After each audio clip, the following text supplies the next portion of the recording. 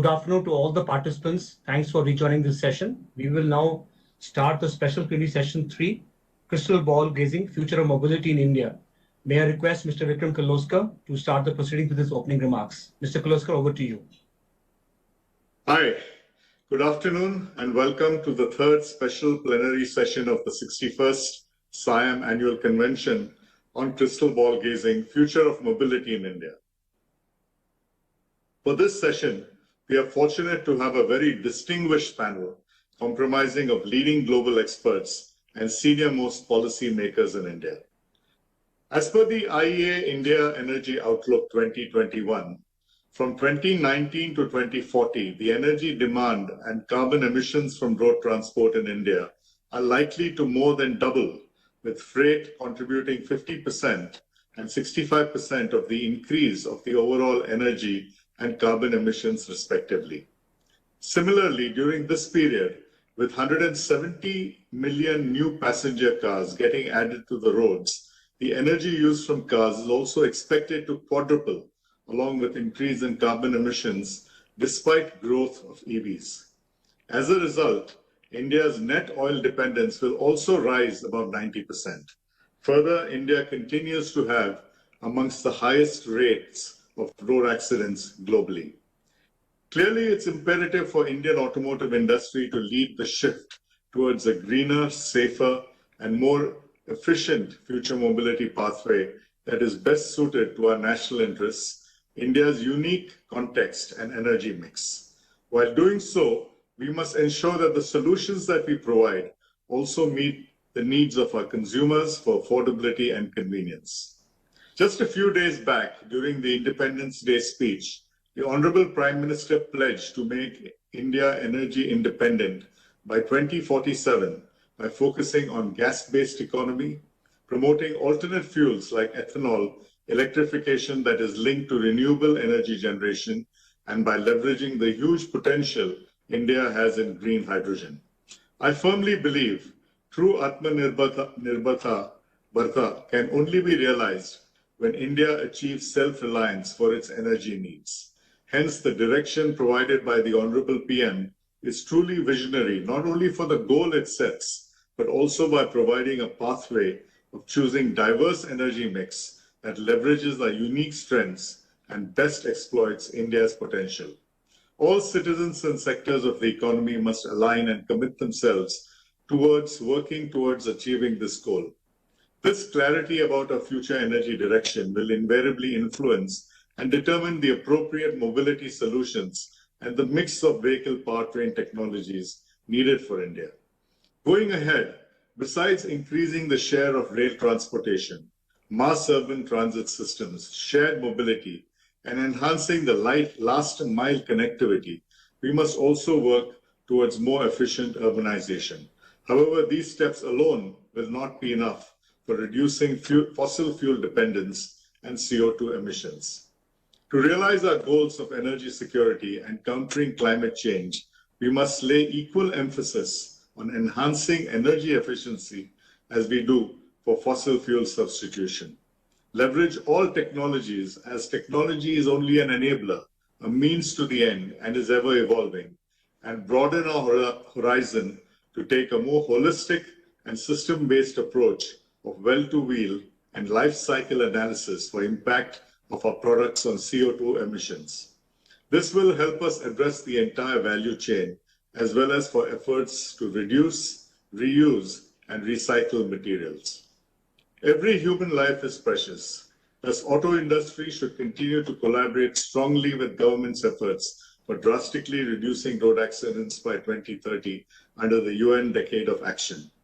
For overall road safety improvement, we must work on the 4 E's, that is engineering, education, enforcement, and emergency care. To enable industry to realize these national goals, it is necessary to have a consistent long-term policy roadmap for the auto sector that is based on socially relevant objectives like energy security, import reduction, job creation, carbon mitigation, etc. For bigger and faster impact, policies must promote energy efficiency as the basis for determining product taxation.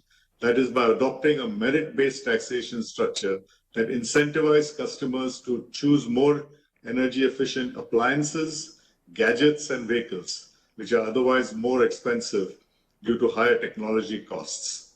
This is a logical, transparent, and scientific approach already adopted by many economies. In addition, India must promote high-impact technologies of the future, like technologies related to a hydrogen-based society that can provide energy storage for renewable energy and help decarbonize heavy industries like steel, cement, and fertilizers, as well as the transportation sector, especially in larger cars, buses, freight, and shipping. It would be interesting to listen to the experts who are with us today on how they perceive the transformation of mobility would happen in India, and this will provide good insights on how the vehicle and the technology suppliers need to evolve to meet the requirements of the ever-changing needs of society. May I now request Mr. Shinjo Konomoto, Chairman, President, and CEO, Nomura Research Institute, Japan, on his vision of the future of mobility in India. Mr. Konomoto, sir, thank you for joining us. May I request you to speak? Thank you. Thank you very much for your introduction. Yes, my name is Konomoto. Can you hear me, everyone? Yeah. It's okay? Yes, we can hear you, sir. Okay. Please go ahead. Yes. Right. A respected member of the National Institution for Transforming India, Secretary of the Department of Heavy Industry of Government of India, Secretary of Ministry of Petroleum and Natural Gas of Government of India, industry leaders, ladies and gentlemen. It's a great honor for me to present my views in 61st Annual Convention of the Society of Indian Automobile. Today, I will provide our perspectives for the future mobility in India. What challenges? What solutions? Nomura Research Institute is a leading consulting and IT solution company in Japan, which has deep experience and knowledge for global automobile industries. We are one of the most experienced consulting firms in this area. Let me start my presentation. First of all, India will become around 60 trillion US dollar economy in 2060 with higher growth rate than China. At the same time, India will face high increase in urbanization, which is currently low. In addition to that, high growth will enable many Indians to buy more cars. High increase in motorization will come. Unorganized urbanization and motorization is always a problem for rapid economic growth. To transform the mobility is a key for this. Future mobility will face several challenges in India. Next page. Unorganized but high growth in urbanization and motorization will raise some challenges in mobility. The first one is pollution. Pollution is already a problem in every large cities in India. Without technology development in powertrain, it will increase in the future. The road accidents is also a problem in India. Without safety systems for both automobile and infrastructure, it will increase. Traffic congestion. India's economy is now facing this problem. Without proper city transportation design and intelligent traffic system, it will harm India's economy more. Japan has faced similar problems in the past, and Japan has been dealing with them. These could be suggestions for India. New generation vehicles. Japan has been developing the various types of powertrains like hybrid, EV, fuel cell, hydrogen engine, even in traditional ICE. Based on them, pollution in Japan will be decreased very much. Intelligent Traffic System, ITS. Japan began ITS in 1973, and it has been improved every area. Japan has reduced traffic jams as well as accidents. The third one is high-speed rail, Shinkansen. Shinkansen started in 1964, and it has changed long transportation system from car-based system. Japan reduced costs, time, and carbon emissions for long transportation. Japan Mass, Mobility as a Service. This is an undergoing initiative in Japan. Now, many regions are conducting smart mobility projects. City planning, digital usage, and regulations will change rapidly. Japan has been continuously transforming its mobility in technology and system, including city design. We have various transportation options with integrated network, which affects the city design. By using this, it will provide a social sustainability with proper costs, eco-friendliness, efficiency at the same time. I'd like to add one important point. Involving citizens is key for mobility transform. Mobility transform in India is going on with changes in technology, business model, consumer behavior, policy, regulations, and city design. But to complete mobility transformation in India, there are 4 development targets to overcome: clean, connected, safe, and inclusive. The first 3 targets are very understandable, but the last one, inclusive, is very important, specific for India. Because of large diversity in many aspects, future mobility in India have to deal with various needs. It should be affordable, accessible, and integrated. For the various needs and usage, India's mobility would have mixture of powertrains.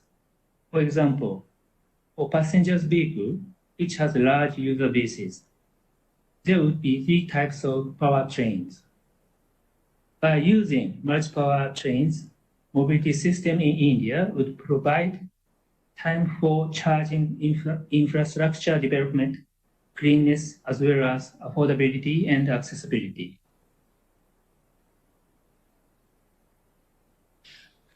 To develop fully connected system in mobility, India would take step-by-step approach. Connected vehicles is the first step to build base of connectivity. With this, telematics applications related business chances will come. Then, many data will be connected, which will enable smart transportation. Connected infrastructure, such as vehicle to everything, is a second step to expand the functions of connectivity. It would affect efficient logistics, road maintenance with sustainable manners. Smart cities is the final goal of future mobility. Other than mass, efficient utilities and buildings management will be possible. Public authority support is necessary for this. Indian government has already increased focus on smart city projects.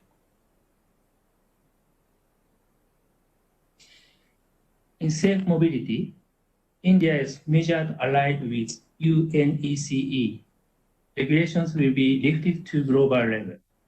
However, to realize the safety mobility, India should need to improve road infrastructure and back-end safety system. Without proper road infrastructure, vehicle safety system doesn't work.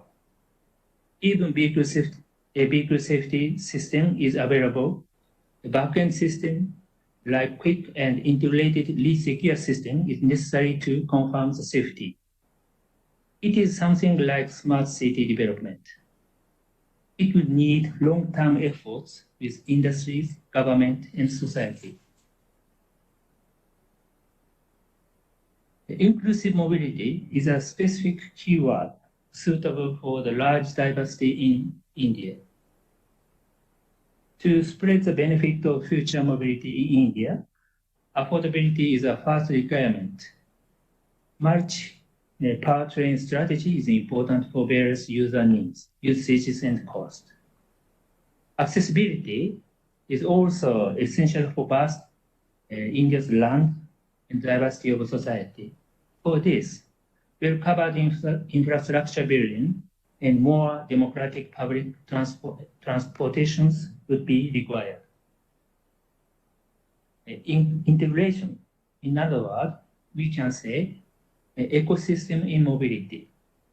Linked personal and public transportation system will provide all societies to be involved in a sustainable way. It's my presentation. Thank you for your very much and attention in such an interesting opportunity. Thank you very much. Thank you, Konomoto-san. May I now request Dr. Ali Izadi, Apac Research Head, Bloomberg NE, South Korea, to share his perspective on electrification of mobility opportunities for India. Dr. Izadi. Good afternoon, ladies and gentlemen. Thank you very much for the kind introduction. If I may... Can we ask someone to remove Mr. Konomoto's presentation, please? Is this a new presentation? No, yes, they're changing it. They're changing it, yes. Yeah, just sorry, Mr. Izadi. One moment. Thank you very much. I really appreciate the kind opportunity to speak to you today. In particular, I'm really appreciative to the organizers of SIAM. What I will do in the next few minutes is briefly share with you our views around how we expect mobility transition to play in India. If I may... You can display your slides. You can upload it down, Mr. Izadi. I see. Thank you very much. Just a moment. I see. I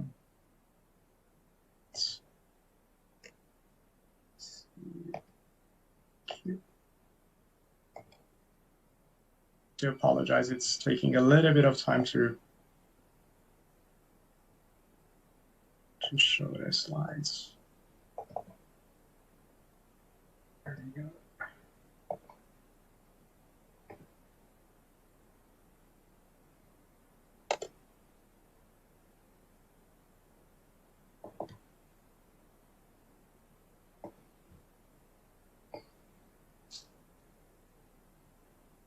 सबसे ऊपर क्या किया उसने उसका जरा class लो उसकी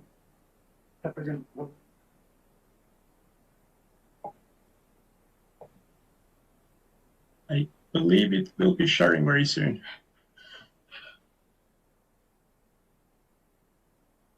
All right. Thank you very much. May I confirm that you can see the slides?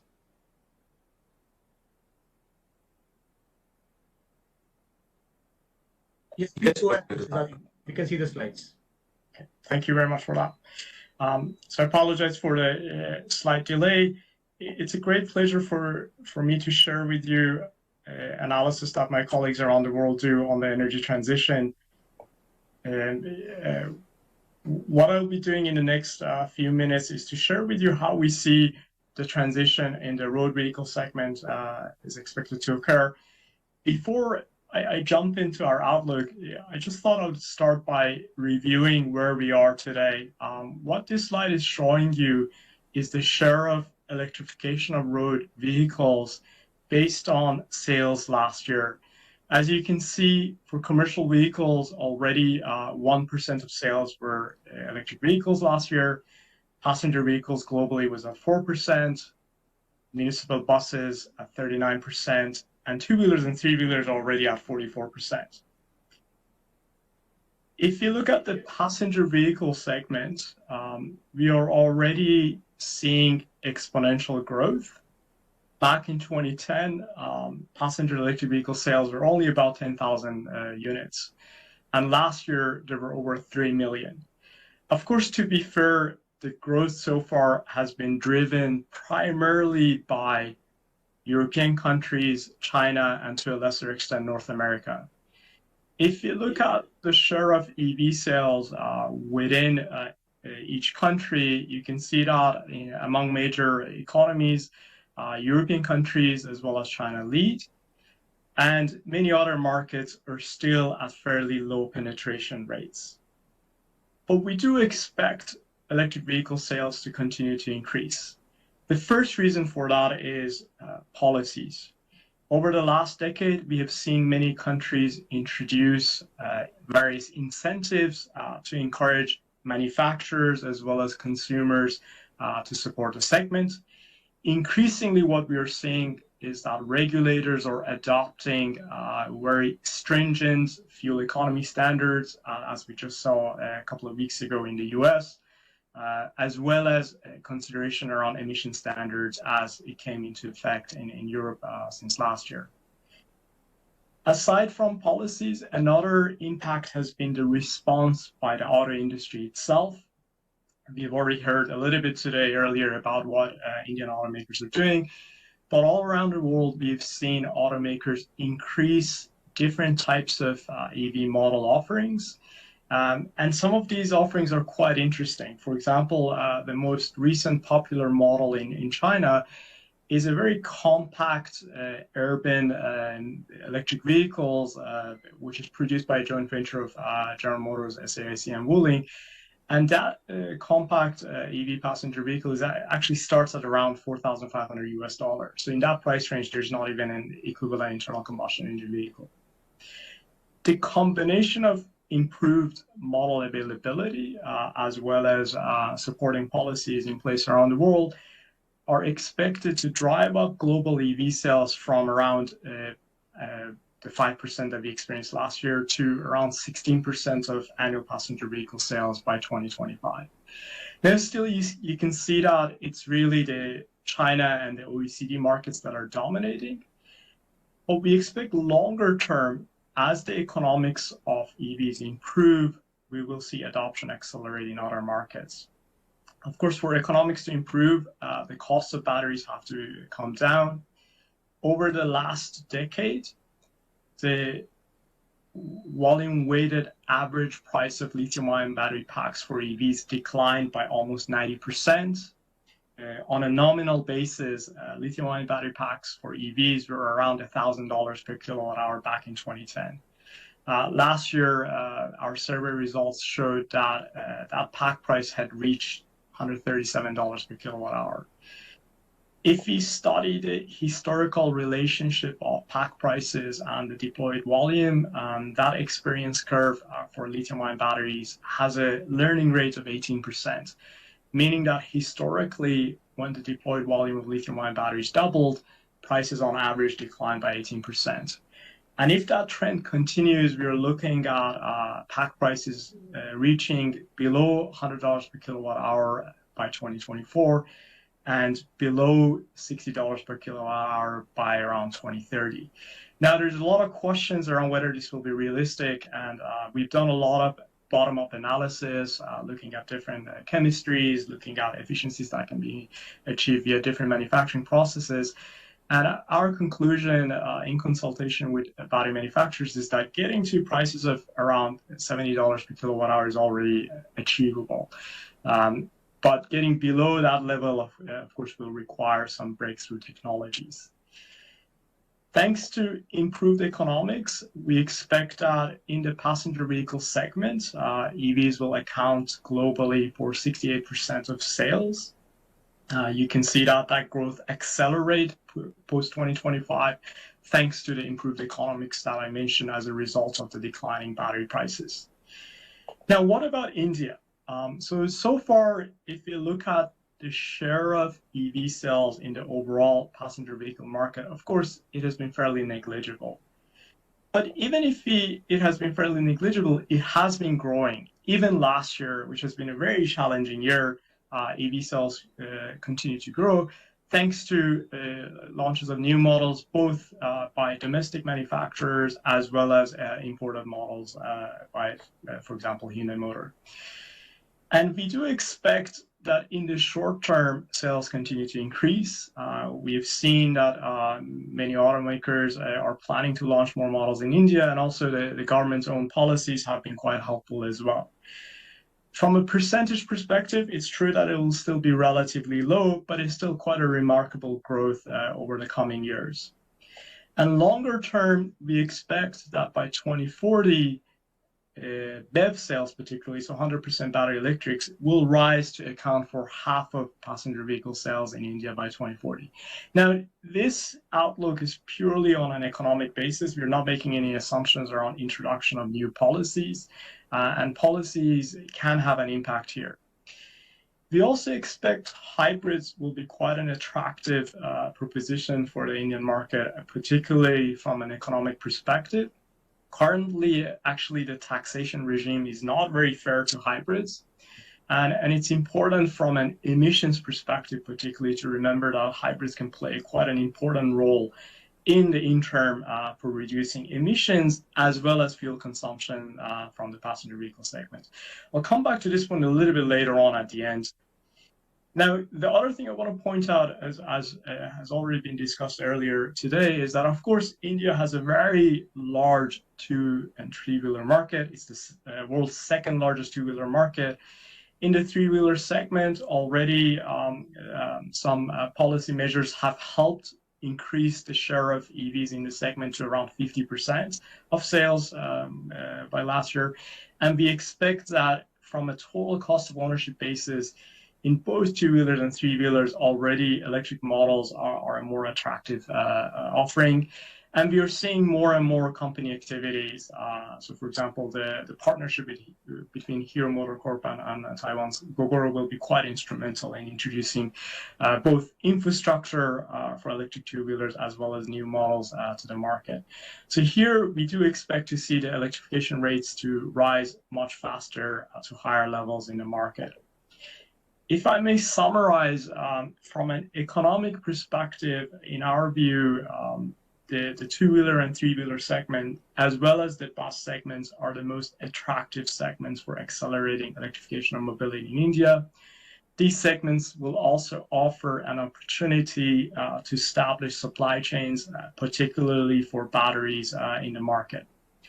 For passenger vehicles and commercial vehicles, economics may take some time. But here, there's also opportunities to consider alternative drivetrains, as was mentioned in the previous presentation as well. The important thing to consider is, as was mentioned earlier by Mr. Amitabh Kant from Niti Aayog, of course, in terms of the ultimate destination around decarbonization and electrification, I think everyone agrees that's true. It's really about the pace of the transition. And to make sure that the pace of the transition is economically viable, it's very important to consider both policy measures on the supply side as well as the demand side. In the interest of time, I will keep my last comment very short. One thing I want to be very clear around electric vehicles is that while electric vehicles offer, of course, a significant advantage in emission reduction during their usage, we also have to remember that their manufacturing process needs to be considered. Manufacturing lithium-ion batteries, unfortunately, can be quite emission intensive if the electricity that's being used for the manufacturing process is coming from fossil thermal power generators. So here we've done some estimations. If, for example, we look at comparing manufacturing and an electric passenger vehicle in India today, if the electricity used for manufacturing the battery is coming from the average grid emission intensity, then that EV model will have about 50% higher emissions built into it than an equivalent ICE vehicle. This can, of course, be improved by manufacturing batteries using clean power, but to do so will take a little bit of time, and this is an important factor to consider when looking at emission policies. Hybrids may have some of these challenges, but because they use smaller batteries, that footprint is a little bit smaller, and also then the resulting price tag for consumers is also a little bit lower. So for each segment, I think it's important to consider which drivetrain, both from the manufacturing process, but also from the usage process will benefit. Thank you very much for your kind attention. Thank you, Dr. Izadi, for sharing your perspective with a lot of details and a good idea of what we can look forward to on EVs. May I request Mr. Arun Goel, Secretary, Department of Heavy Industries, to deliver his special address. Arunji has spoken on these issues at many recent conferences, and I really look forward to his views on this topic. Thank you, sir. Arunji. Thank you, Vikramji and SIAM, for giving me an opportunity to be with you this afternoon. So can we put this, Dr. Izadi, can we remove this presentation, please? I apologize. You're still on. Sharing.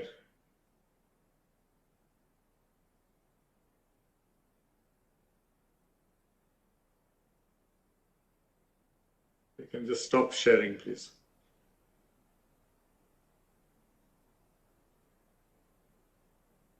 Thank you. Thank you, Arunji. You're on. A very good afternoon to all of you. As Vikram said, I have been meeting rather too often. So the topic which has been given for today, that's a crystal ball gazing, future of mobility in India.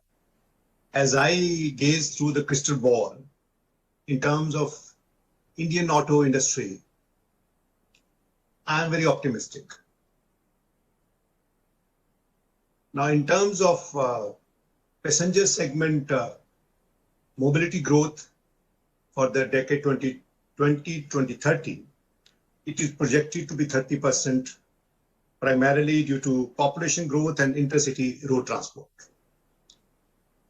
If we look at the freight segment, it is expected to be 50% on the assumption that road segment would be more than 50% of the freight in the next decade.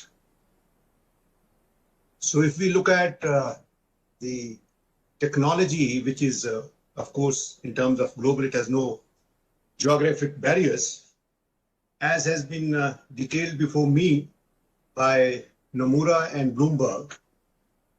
So we are looking first in terms of green vehicles, which may be hybrid plug-in or battery electric, fuel cell vehicles, hydrogen and so on. And also in terms of India, the flex fuel vehicles.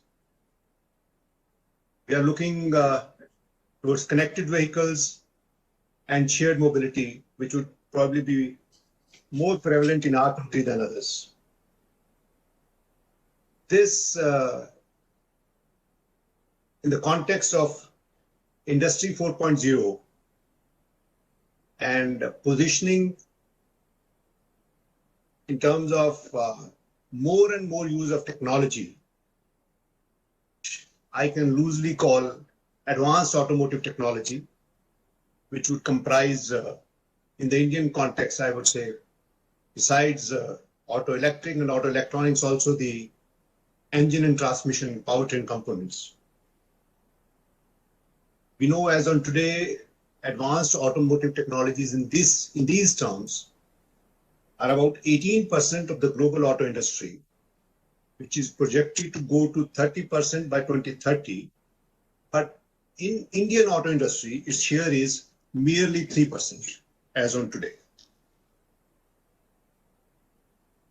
Now, when we look at India's share in the global trade, the global market, as you know, is 1.5 trillion. Our OEMs are exporting about 12 billion, components 15, totaling 27 billion, which is less than 2%. So then a question arises while gazing the crystal ball. Am I a daydreamer or is it a wishful thinking? My firm answer is no. Why? Because if we look at the primary factors of production in our context, the first being capital. We know there is no scarcity of capital in India or on the globe if reasonable return is available, a reasonable rate of return is there, which we know it's there. And secondly, in the context of liquidity, which we have in the post-COVID financial markets, it obviously is not a challenge. Now, every capital would like to have its demand. So we know in Indian market, the domestic demand itself is capable of giving that rate of return. Then risk-taking, the entrepreneurship. We are seeing so many Indian startups growing into unicorns. But the question is, are the established players risk-averse? Now, this is, I feel, a law of nature. All of us see around us, rich man's children usually don't work as hard as the first generation. This law of nature, that's how the society gets equalized. So this is a question probably we need to see in terms of disruptive technologies coming, why our industry is not taking that risk. Capability. I will take it in two components, industrial and technical. If we look at industrial, then see in the last about 4 decades, how Indian auto industry has grown. It is the pride of India today. It comprises more than 1/3 of the manufacturing GDP. We are number 1 in the world in numbers in 2 and 3 wheelers and tractors. Number 2 in buses. Number 5 in passenger vehicles and commercial vehicles. But when we come to value, we are at number 11. So that is an opportunity. If we look at capability in terms of technical things, let's see, I'm trying to provoke you. Let's see how many young manufacturing engineering graduates are finding employment in Indian auto industry. How well are they paid vis-a-vis global rates? The numbers getting fresh employment every year, you know, we cannot boast of it. If any organization in today's milieu has to grow, where technology plays a role, one of the basic determinants is how much of fresh talent is getting into it. Now, of course, here we do say that we have large number of engineers output, but they are not employable. But those very people amongst us, when they go outside India, they have performed the best. There is no sector of technology development across the globe where Indians are not playing major role. So the problem is not with the individuals, but it's about honing their skills on the job. Our educational institutions are not doing the requisite work, but at the same time, now let's see what has changed in the last decade or so. Our skilling councils are guided and headed by the industry, but things have changed, but they are not changing fast enough. So that's where we need to focus if we have to develop our country's technical capability, because the game ultimately is going to be how much engineering is happening in India, how much product development is happening in India. That's going to be the game changer. Towards that, from the government side in the Ministry of Heavy Industry, I've spoken to you before also. So we have launched 6 platforms with IIT Madras, BHEL, HMT, ARI, ICAT, and CMTI, where we are trying to bring the human resource, whether it's a student, the professor, the engineer in private or public sector, or the entrepreneur onto same platform. And now we are attempting that these platforms should lead to accelerators to be guided by research institutions, which would develop with them the cohorts of the related industry. And we expect the industry to host grand challenges so that over the next few years, we develop the mother technologies which fulfill the need of all of us.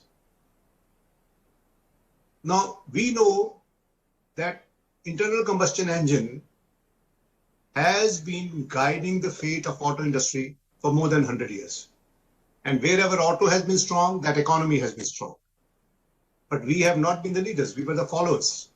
We can blame colonialism or many other factors to it. Now the biggest disruption in auto industry has come. There's a lot of talk.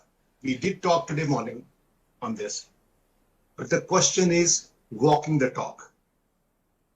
We need to ask ourselves, can we as India be one of the leaders now when we have all the ingredients? Of course, we have to work hard. This is a task to be undertaken by the industry. Government can play the role of a catalyst. And I would like to reiterate here that government is walking the talk.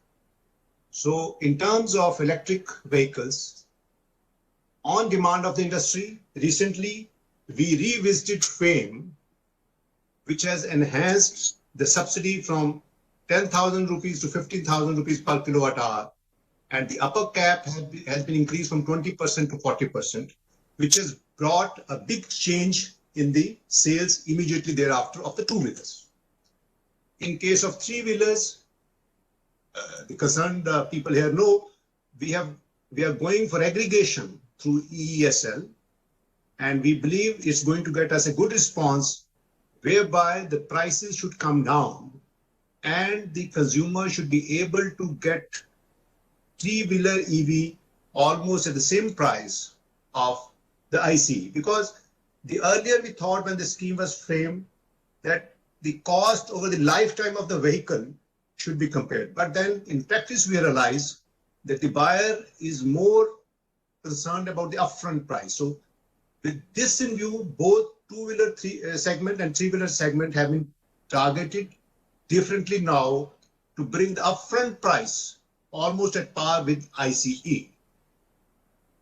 For buses, which are again a big driver, we have now decided that henceforth, under FAME, the electric buses shall be given only to the 4 million plus cities, because the economies of scale play a big role, and we feel the visibility from those 9 metros shall help in building the EV movement in the country.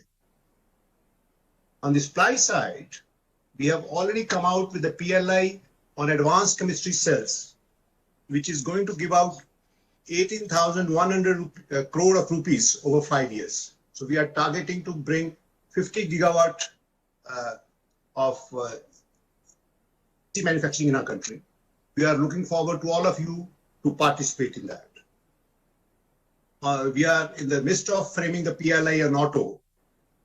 Our target is that we should leapfrog and try to create those supply chains, say in terms of advanced automotive technologies, which may be components or the new generation vehicles, the supply chains which are virtually non-existent today. So that is the focus of the government. But again, I will say it is you who have now to walk the talk, and we need to act in unison to achieve the objectives expected by the people. Thank you. Thank you, sir. Thank you very much for your talk and your vision and your crystal ball gazing for all of us. May I now request Mr. Taran Kapoor, Secretary, Ministry of Petroleum and Natural Gases, Government of India, to give his this talk. I think, especially in terms of the Prime Minister's commitment and target of 2047, it'll be very interesting to listen to you, sir. Thank you, Mr. Kapoor. Good afternoon to all the distinguished participants, and thank you to SIAM for organizing this and for inviting me. And been interacting with SIAM from time to time. We supply fuel, and then you manufacture the motor vehicles, and that's a interdependence or partnership, I would say, which is very important, because the entire market of companies associated with this ministry depends on the motor vehicle manufacturers. So let me start by just giving a little bit about how much is the quantity of fuels and what type of fuels are currently being used. So currently we are, we've been a diesel fuel country, you could say, for motor vehicles. Diesel constitutes 70% of the total fuel sold in the country as far as motor vehicles is concerned.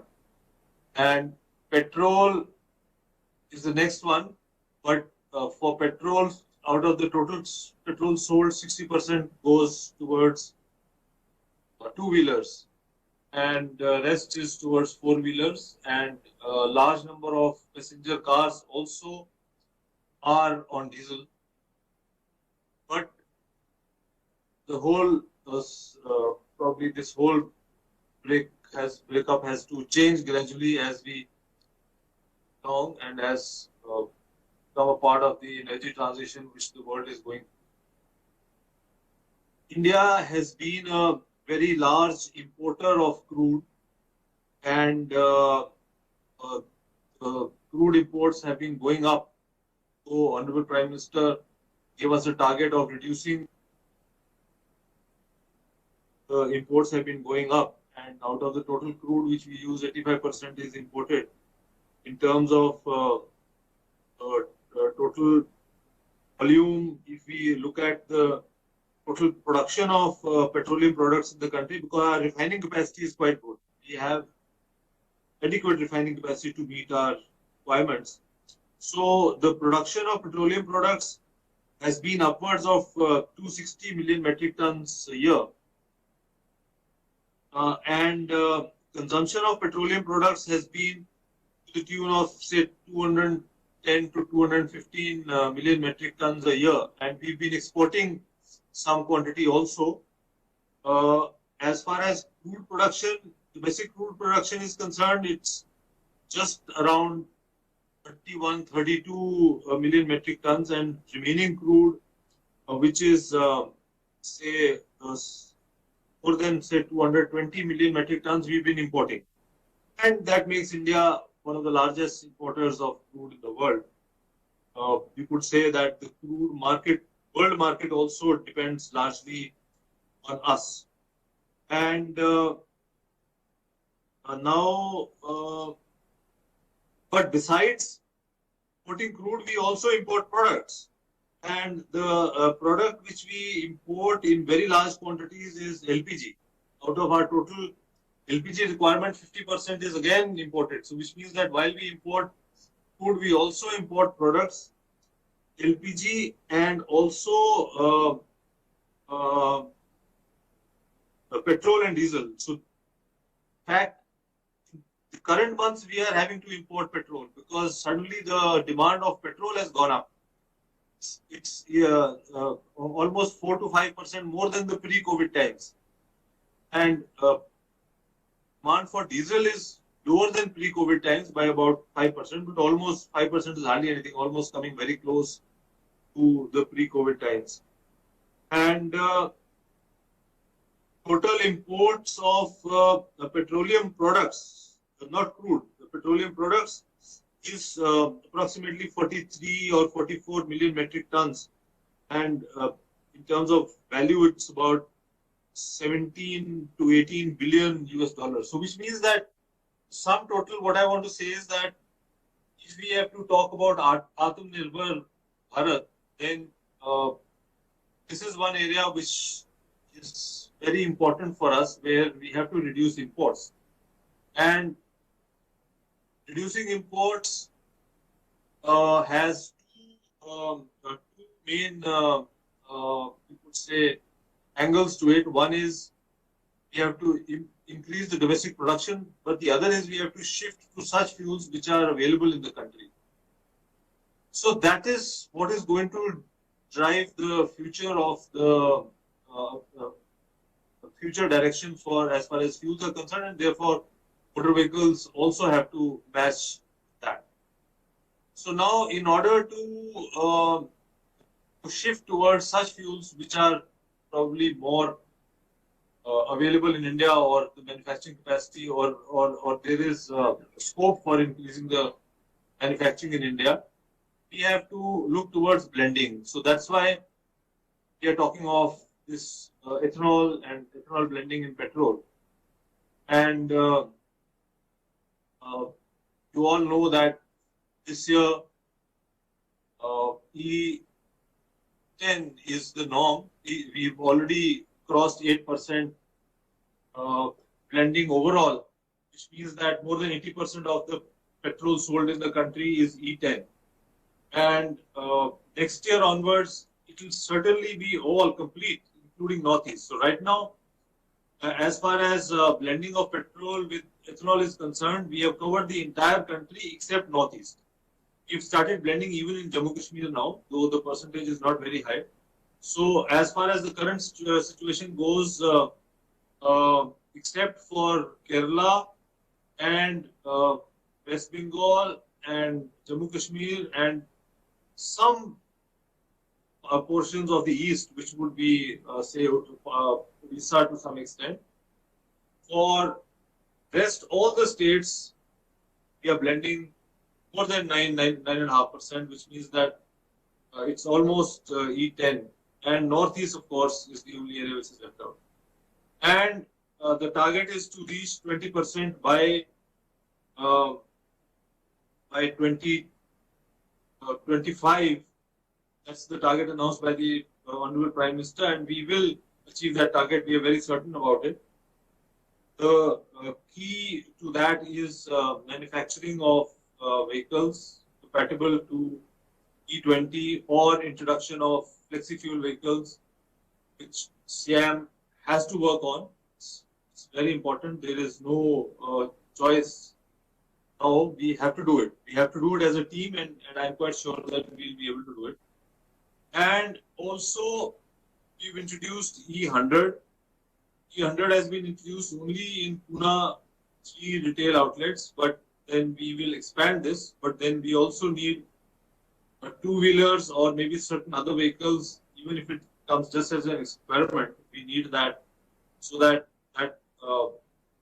at least as an experiment, we are able to have some vehicles on the road which run on E100. So we've held meetings recently with two-wheelers, and they've said that it has to be 83% ethanol and not 100%. So I've said that let's get some concrete figures on this, because we can't have different percentages of for different manufacturers. It has to be only one which we can supply. And as far as the blending in vehicles is concerned, because we've been saying that you can blend when a person comes, he wants to fuel in his tank, he can blend there also. That's what happens in Brazil. So which means that you can take E100 depending on how much percentage of ethanol you want. And if you want 83%, then you take some petrol and you take less ethanol. But then we need more clarity from the manufacturers on this. If you want that that dispensing itself should be of E83, then we can consider that also. But it can be only one. It can't be several types, because that type of dispensing is not possible. So as far as the future of petrol is concerned, it's going to be ethanol blended petrol going up to 20%, once we reach 20%, then we can decide that with flexi-fuel vehicles, we can have E100 and E20, and then the motor vehicles owners can decide what percentage they want. So that's the roadmap as far as petrol is concerned. And we expect that two-wheelers and large number of passenger cars, four-wheelers would continue to be on petrol for quite some time. EV is expected to come in a big way, and we support that also. And we also have a plan to put up charging infrastructure in all our retail outlets. So we have more than 75,000 retail outlets. So we are targeting that at least leaving aside some very remote locations where land also may be a problem, but at least 50,000 retail outlets should have charging facilities in the next, say, 3 to 4 years. That's what we are targeting. So that would mean that our support for EV is also going to be quite strong as far as this industry is concerned. So as far as four-wheelers, passenger cars, two-wheelers are concerned, if electric vehicles come in a big way, we support that. And ethanol blended fuel would be available across the country. Now we come to the heavy vehicles, buses, trucks, and heavy-duty transport vehicles, which are largely on diesel now. We are trying to push CNG in a big way. And CNG network has to expand. So currently we have around 3,000 CNG retail outlets. We have said that we will increase to 10,000, and we are working on it. We will try to fast track that and then go beyond 10,000 and probably have as much number as petrol and diesel retail outlets, which means that all across the country dispensing of CNG would be there. This will also speed up because as the pipe distribution networks are coming up all across the country, supply of CNG is going to become easier, and therefore CNG stations will come up fast. But the number of CNG vehicles on the road also has to match up. That also has to increase. So right now we are getting large number of retrofitted CNG vehicles. We would like factory-made CNG vehicles to be on the road because generally we would like the vehicles to be technically very sound and very efficient. And with retrofitting and maybe some cheap kits coming in the market, I don't think that's the future we are looking at. We are looking at good CNG vehicles on the road and all types and all different models, so that even a normal household would like to use a CNG vehicle rather than diesel-driven or other fuel vehicles based on other fuels. In the bigger vehicles, say trucks, we are also coming up with LNG. So LNG trucks which run on LNG right now are not available. So, but I believe that some manufacturing is going to happen. Some retrofitting is also happening. We've identified some major highways where LNG dispensing will be available, and therefore on those particular highways at the required distance LNG dispensing would be available, and those who run LNG trucks will not have a problem. Similarly, heavy equipment in construction sites or mining particularly can move to LNG, and we will make LNG available for that. But CNG would continue to be our focus as far as heavy vehicles are concerned, buses particularly. So electric buses also have to come in a big way, but then CNG is easier to put on the roads. So therefore, we are targeting that. For large-scale CNG deployment, it is important that we have enough manufacturers available for CNG vehicles. We are also requesting manufacturers to bring on road CNG tractors because because that really gels with the rural economy. The advantage with natural gas is that if we have a good distribution set up in the entire country, the trunk pipeline network is coming up fast. In the next, say, 3 years, we will connect entire country. 35,000 kilometers is the total trunk network which is required. Out of that, 19,000 is already commissioned, and this year we will do another 4,000. So trunk network will come up very fast now. Distribution network will also come up fast. So once we have that trunk and distribution network, then with natural gas, blending also becomes very easy.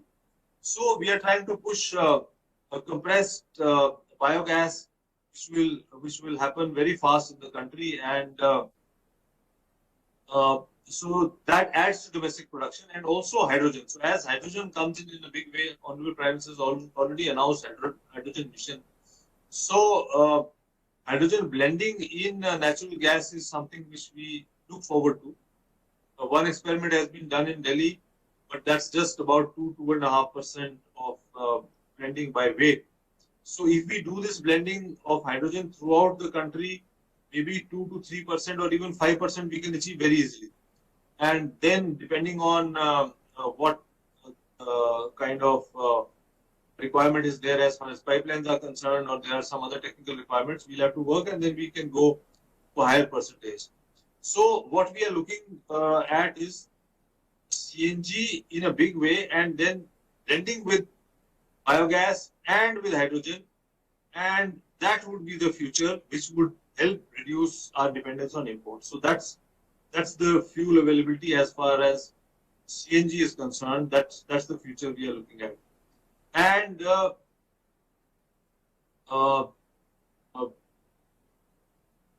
other biofuels also, like biodiesel. What we believe is that a lot of spurious biodiesel is coming in the market, which we have to collectively fight. But somehow it's coming. We have written to all the state governments also, but somehow still not been able to check it fully. And but genuine biodiesel has to be encouraged. Though production in India currently is not much, but then we have to see ways and means how we can encourage that. So this is in nutshell future of fuels in India. There are experiments on methanol also. One dispensing facility has been set up in the northeast in the SIAM, but so far a lot of question marks on that. So I'm not saying that you start manufacturing methanol-based vehicles. That may remain at experimental stage for some time. And then there could be so many other things happening all over the world, which we will closely watch and see where we can also move in. We have to work jointly with SIAM, and you have to get the right vehicles in the market, and we have to provide the right fuel, and that is our partnership. Thank you very much. Thank you, Mr. Kapoor. Thank you for your talk. May I now request Dr. Saraswat to make his address, please.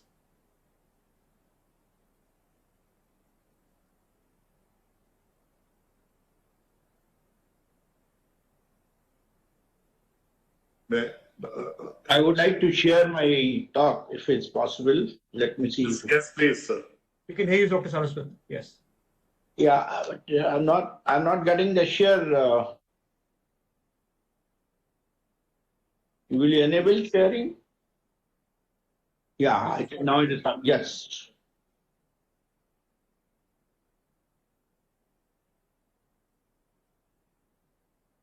So very good afternoon, and to all the distinguished speakers on this very important session, number 3, where the focus is on crystal ball gazing on the future of mobility. As all of you know, the mobility has a very significant canvas. We can go into all aspects of mobility, right from rail, road, air, water, and everything. But I think our focus today, as far as I'm concerned, is more on the road mobility. And particularly, I would be concentrating on 2 aspects. One is, of course, what is the impact of this transition which is taking place as far as the mobility is coming from the fossil fuel-based transportation to the electric and other fuel, alternate fuels transportation. And most important part, which I would like to certainly look at in a big way, is what we call as the self-reliance. Because the self-reliance is a very important part as far as India is concerned, because if you see today our import content is significantly high. Our dependence on fuel imports is very, very high, and that part, as part of the Atmanirbharta, has to be done. In addition to that, the whole concept of mobility after this pandemic has made a significant change. What used to be the earlier a larger use of public transportation, I think it is slightly changing. I want to start from there and then go into the. If you look at the emerging mobility part, you will notice that the prior to this what we call as the pre-COVID, those who were using commuters using the cabs were 100%, but today that percentage has changed, and today we have seen the private cars almost about 55%, and two-wheelers about 15%, and cabs and carpooling is about 27%, and the public transport has come down to as low as 3%. If you take those who were using public transport 100%, and this distribution has also changed considerably. Today, we have almost about private cars about 48% and two-wheeler 19%. And of course, the public transport has come down to 30%, whereas the cabs and all are only 3%. Now, this is a change mainly because we are seeing a significant drop in the ridership, which has been observed due to the safety concerns, coupled with the nationwide lockdown 50 to 100% during the various phases. That is one. And the 10 cities contributing to about 80%, 85% business are the most affected ones. And implementation of the strict hygiene protocols, compulsory masks, frequent sanitization, limited AC services, cashless payments, all that is another thing which has been happening. So personal mobility is likely to make a strong comeback. And that is a message to the industry, because you will see a rise in the ownership, which has been seen both in terms of two-wheelers and four-wheelers and so on. Work from home trend is there, which reduced the movement for most white-collar jobs professionals. And affordability of a four-wheeler is likely to be a constraint for majority of the public transport users. Given the safety and affordability concerns, two-wheeler sales are likely to pick up, and ride-hailing will continue to be preferred over ride-sharing owing to the safety and the hygiene concerns in the immediate terms. These are some of the observations and the impact of that. These two slides have been shown by earlier speakers. So I want to just mention that besides the battery electric vehicles and the hybrid electric vehicles have significant offtake globally, especially in near future 2030. And globally, electrified technologies and BEV start dominated by 2030 and 2035 respectively. Similarly, if you look at the other part, the global EV share of the new passenger vehicle sales, in this you can see that passenger EVs are expected to account for almost 68% of the new vehicle sales by 2040. And even by 2040, a large number of private fleet remains IC engines, which will impact emissions, of course. That will continue unless we try to take other measures which are in terms of alternate fuels or blending, as Mr. Kapoor was talking of. Now, global penetration of the electric vehicle is indicated here. I think some figures were also indicated by other speakers, but I would say that by about 2050, we will have about 92.3% of the EV penetration. And today, 2020 is about 2.9 to 3%. Expected to rise. And by 2030, 2035, India also has a significant mandate to go up to 30% by 2030. So that is the kind of thing which is happening. But if you look at the Indian scenario today, current EV penetration levels are very low and less than 1% of the total automobile market as on financial year 20. For example, if you take two-wheelers, 152,000 units, which is about 0.9%, three-wheelers is about 90,000 units, which is about 14%, Passenger vehicles about 3,400 units, which is about 0.12%, and commercial vehicle buses is only about 600 units, which is about 0.08%. And this is the 20 figure, and the bottom figure gives you. So in addition, the number of e-rickshaws, inexpensive imported kits in India, are in the tune of 1 million units. That is the kind of numbers we have. So this is what we are as far as EV sales are concerned in the present context. Now, what is the Indian EV ecosystem?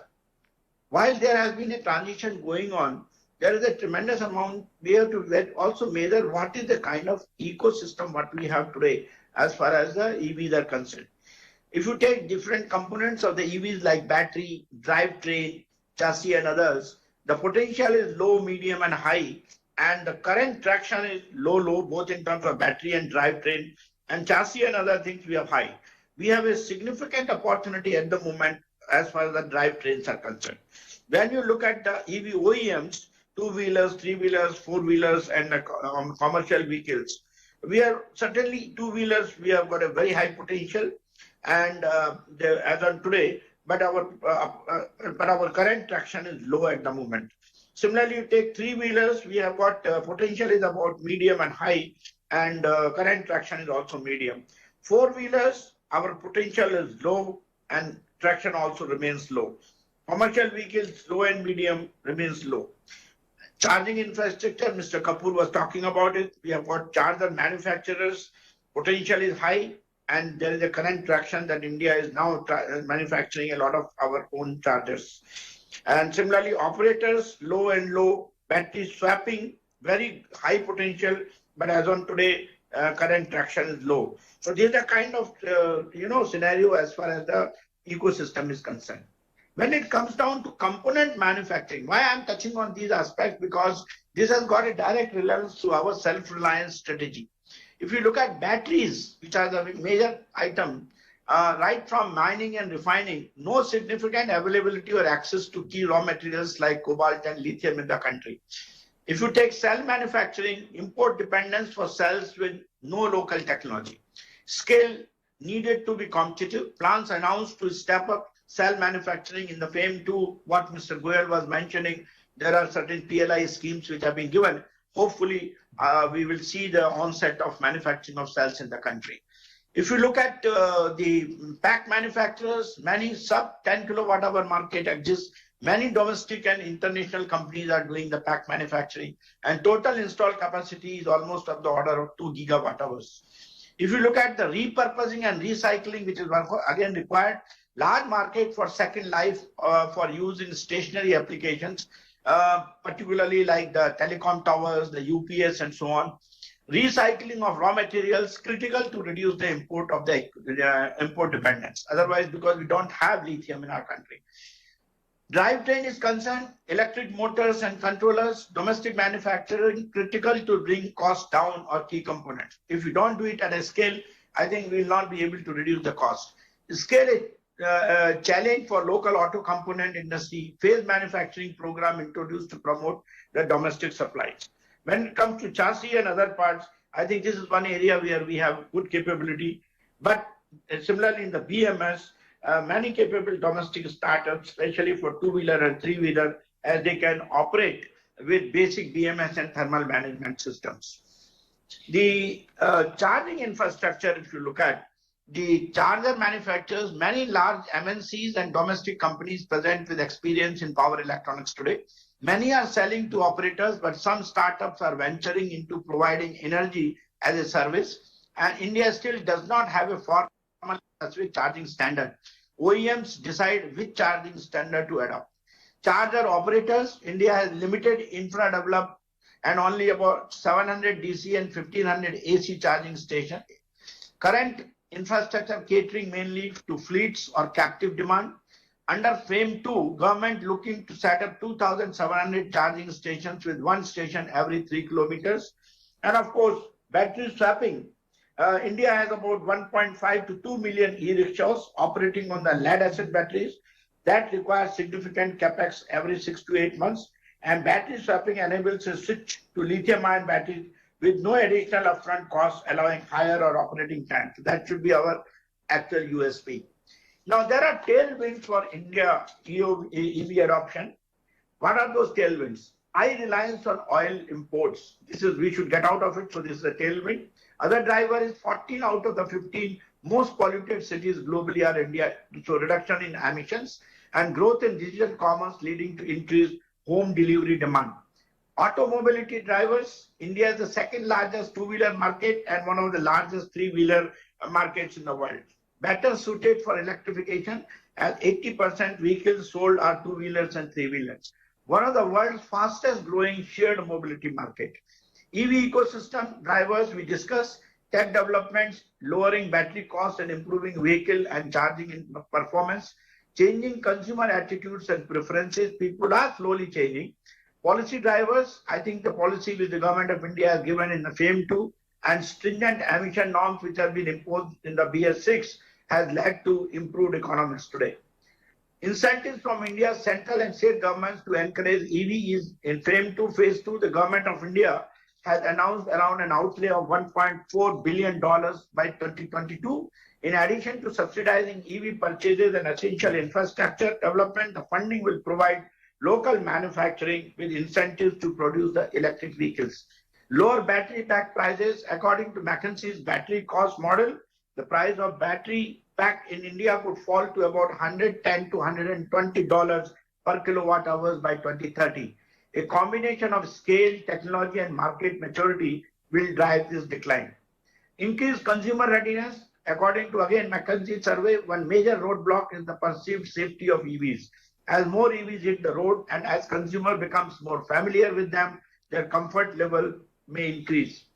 Now, India is all set for the EV localization drive. This is why I'm presenting, because there is a significant requirement for us to become self-reliant. And if you see the distribution of the component cost, right from the EV batteries, which is about 24%, to what is called the chassis and the body, about 20%, then BMS and the TMS, which is about 11%, and the motor, which is about 10%, then controller another about 8%, rest are about 5%, so rest are about 20%. These are kind of a breakup. And if you see the component and cost contribution, which is given here, current localization levels, for example, battery cells is very low, chassis and body is high, BMS and TMS is low, motor is very low, power electronics is very low, others is low. So this is the kind of a scenario, but the potentials are ranging from very low to very, very high. That is the kind of scenario we have. So we have to work. There are pessimistic and optimistic estimates which are done. If you see the battery cells, optimistic is that we will by 2025, 40%, but pessimistic is that only 10%. Chassis and body, yes, we are very good in this, so about 100% and 90%.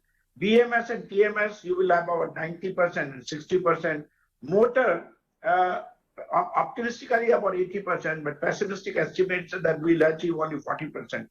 Power electronics, we can achieve 95% provided we get a foundry support, but otherwise about 50%. So this is the kind of localization drive is going to yield.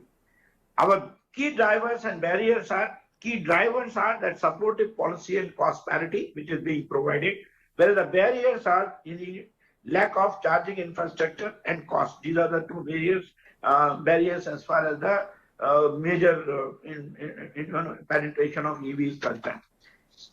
So the real challenge of e-mobility in India, which is expected to have a e-powertrain market across 600 billion by about 2026. The real challenge for e-mobility in India is prices. As so, there is a need to have the ability to apply frugal innovation and engineering capabilities to the technologies being developed. Organizations are doubling down on electric vehicle development as part of the increased R&D opportunities brought about by COVID-19. India is in a transition to e-mobility in a bid to meet its commitments to the Paris Climate Agreement. Meeting the e-mobility targets will have multiple benefits, but they must overcome certain challenges. And those challenges are range anxiety still continues, lack of charging infrastructure continues, a wide gap between EV and ICE vehicle prices continues, lack of assurance about satisfactory resale value. Again, it continues. So now let us touch upon the battery demand estimates. If you take the hyper adoption case, you are likely to have by about 2039, 2040, almost about 6,500. That is the kind of gigawatt hour battery demand. But if you take the base case, we may likely to touch about 4,500 or 4,200 gigawatt hours by about 2040. Now, what is the problem with this kind of a growth of battery? Which is availability of lithium as far as India is concerned. Lithium mining industry is presently mining about 85,000 tons of lithium carbonate per year against reserves of 14 million tons. Implementing all electrified two-wheeler and three-wheeler in India by 2025 or 2030 will require about 30,000 tons of lithium carbonate, which is almost 35% of the global present lithium carbonate mining capacity. With increased global demand, prices for lithium will also increase. Hence, India is likely to face acute shortage of lithium for EV production. Global projections of lithium-ion battery and requirements of lithium carbonate are 1,000 gigawatt hours by about 2030 will require about 0.74 million tons of lithium carbonate. 3,200 gigawatt hour by 2050 will require about 2.36 million tons of lithium carbonate. Considering enhanced global demand, 14 million tons of lithium reserves might be exhausted by 2040. This is the kind of a serious situation. And that's why we need to go for options for EV batteries at the end of life. So recycling through metal recovery, pre-treatment, dismantling, and second life through the secondary storage becomes the next imperative to overcome this problem. Now, what should be our short-term strategy? Best option to reach battery-driven EV, in my opinion, is through the hybrid vehicle route. Sorry. We have two hybrid options. We have the HEV and BEV. Hybrid vehicle will reduce emissions by 46% as compared to ICE vehicles. Hybrid vehicles will utilize BS6 fuel, which will support recovery of investment by oil marketing companies on BS6 fuel and ensure uninterrupted production of IC engines vehicles. Time for auto industries to diversify into EV, leading to less disruption in terms of unemployment and capital investment. Creation of ecosystem for EV component production in India will get momentum due to the introduction of the hybrids, because there are a large number of common elements there. Presently, bio-CNG, ethanol and methanol are alternative fuels available with India, and in future, green hydrogen will be available through renewables, which will lead to about reduction of emissions to the extent of 40%. Methanol is a hydrogen carrier which can replace petrol and diesel. Methanol combustion leads to no particulate matter and reduce NOx and SOx emissions. Indian companies are already demonstrating use of methanol in two-wheeler and three-wheeler and diesel engines. Methanol can be produced from coal, biomass, MSW and stranded natural gas indigenously, and prices ranging between 15 rupees to 30 rupees per kg. Methanol-based fuel cell reformer provides higher energy output and weight advantage when compared to the array of batteries. Why fuel cell is superior?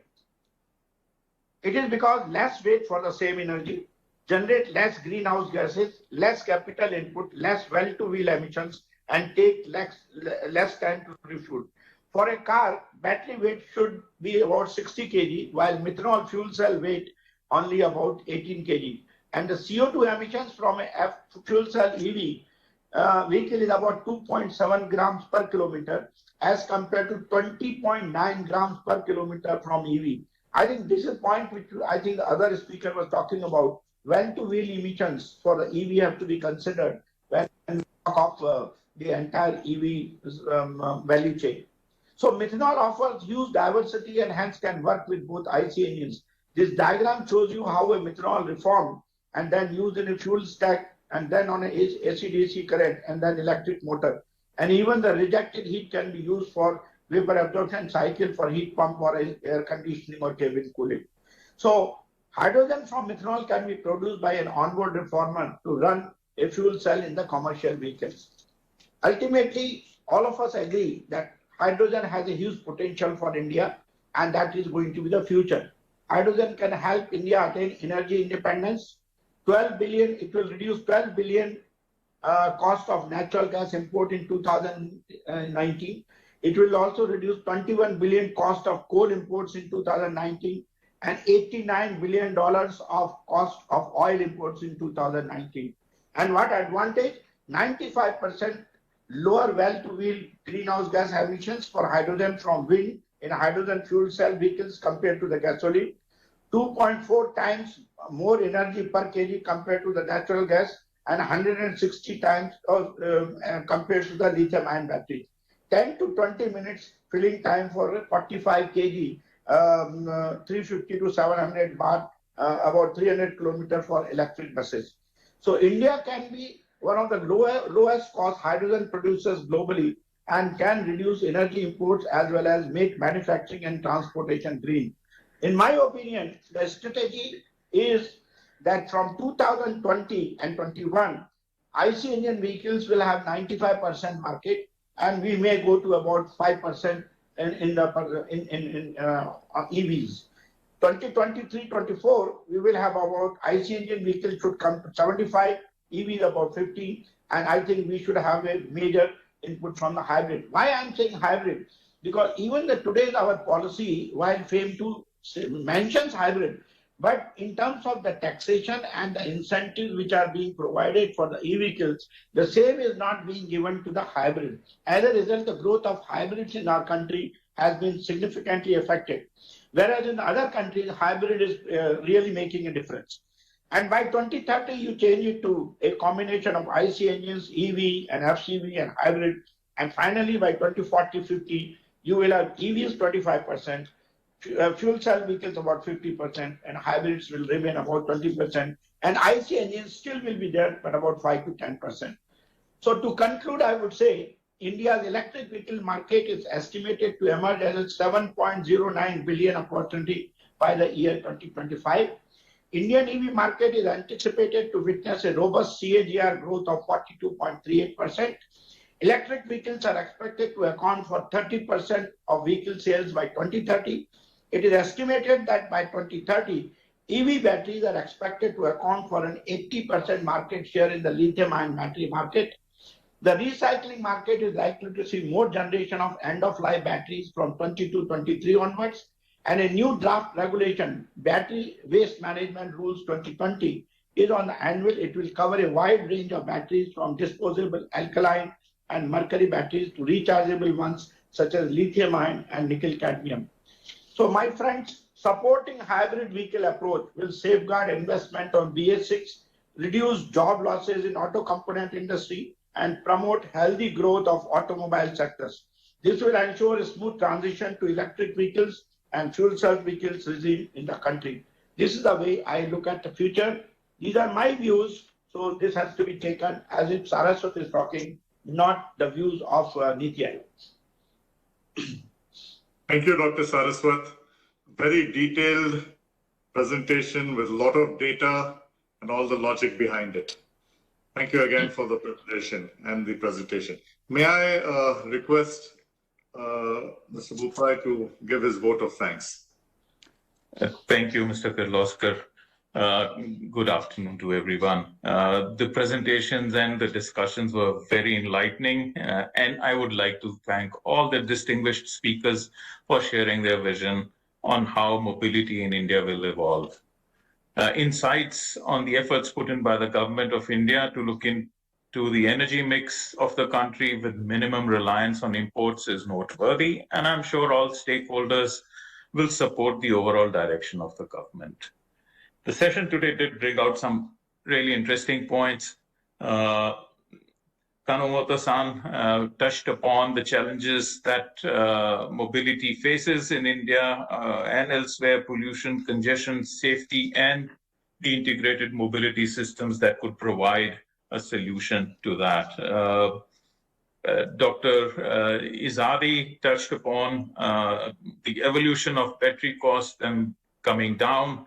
That was touched upon also in Dr. Saraswat's presentation. Mr. Goyal clearly address the need to focus on advanced automotive technologies, skill development, so that the development of these technologies can happen in India. He also highlighted the enhanced FAME support to support the EV EV ecosystem in India. Dr. Saraswat, before that, Mr. Kapoor touched upon the need to have blending of fuels, whether it's ethanol with petrol or it's hydrogen with CNG, and of course biogas as well with CNG. Dr. Saraswat's presentation, I think, is still fresh in everyone's minds, really interesting and thought-provoking, throwing up a very different perspective from the usual one, reliance more on intermediate hybrid technologies, and then final movement towards fuel cell vehicles.